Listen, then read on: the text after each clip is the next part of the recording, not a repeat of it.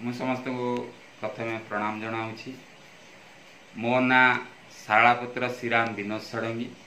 मु महांगा विधानसभा आसन समाजवाद पार्टी तरफ प्रार्थी होईची एवं मोर चिन्ह साइकेल चिन्ह। आपण को शिक्षागत योग्यता केते? हाँ, मु जने उच्च शिक्षित युवक अटे। मोर शिक्षागत योग्यता है मु ओडिया रे पीजी करिछि, इंग्राजी रे पीजी करिछि,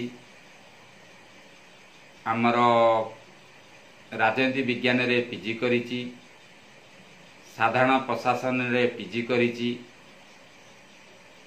सांबादिकता और गणमाध्यम रे मध्य पीजी डिप्लोमा करिछि, एति सहित लॉ करिछि एवं हाईकोर्ट रे एडवोकेट अछि। आपण चाकरी छाड़ी की कोन पई राजनीति के आसिले? हाँ, नहीं सेवा चाकरी सहित भी मु सेवा करूथिली। चाकरी सहित समय बाहर करी मोर सेवा होची मूलवर्त। पिला दिनु जेबेठार मु हेतु पाइलाणी मु सेबेठार मोर मु सेवा करी आसु अछि। किंतु मु देखिली वर्तमान परिस्थिति रे जे सेवा करिया को राजनीति क्षेत्र रे प्रशस्त सुजोग जुटुची। लोक मानकु जहा फल रे मु विभिन्न प्रकार सेवा ए राजनीति क्षेत्र माध्यम रे देई परिबी। से सेवा साधारण चाकरी करिबा सहित जो सेवा जोगौची ताठरे एटा अधिक होई परिबी। आपण प्रथम राजनीति को आसिले ना आगरु राजनीति रे थिले? हाँ, एटा भल प्रश्न आपण पचारिले। प्रकृत जेतले मोर भोट परिचय रे ना उठिन बा मु जेतले पाठ पढुथली से समय एक दल सृष्टि होइतिला। से दल सृष्टि दिन ठारू आज पर्यंत बा टिकेट पाइबा पर्यंत मु से दल रे खटी आसु थिली। मझिरे बहुत लोकन को सुजोग दिया जायची, सब किछि करा जायची, किंतु मु से दल रु किछि दिने मागी नाही। कोनोसी पदवी रे भी मु लालायत होई नाही। मु जो साधारण कर्मी थिली सेंती कर्मी हे की रहिथिली। किंतु आमे तीन जण बहुत खटुथलु। मु ना देबी नाही।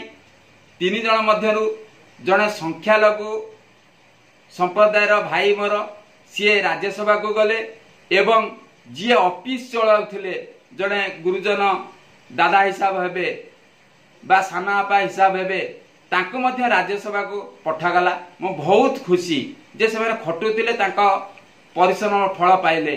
किंतु मु पढ़ी रही मते किछि पचरा गला नाही जे तुमर कोन दरकार कोन आवश्यक तुमको कोन देले तुमे लोकम सेवा करि परिबो ताहा भी देले नाही।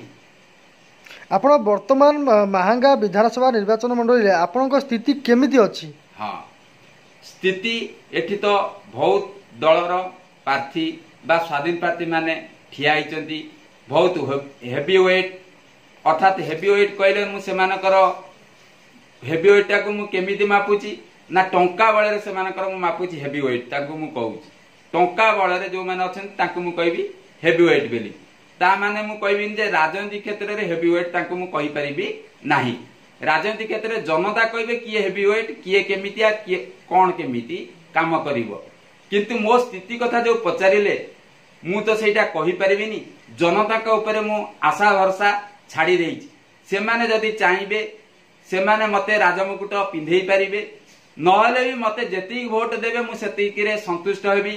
एवं सभा शेष रे कहि दउ जे मु जेति वोट पाए हाथी बनस्ते रे बुलिले भी राजांकर जिए मुख्यमंत्री हबो मु मो लोकन पई तांका पाखरे सीधा सड़क पहुंची की काम करिवि। एई आशा मु जनता को दउची।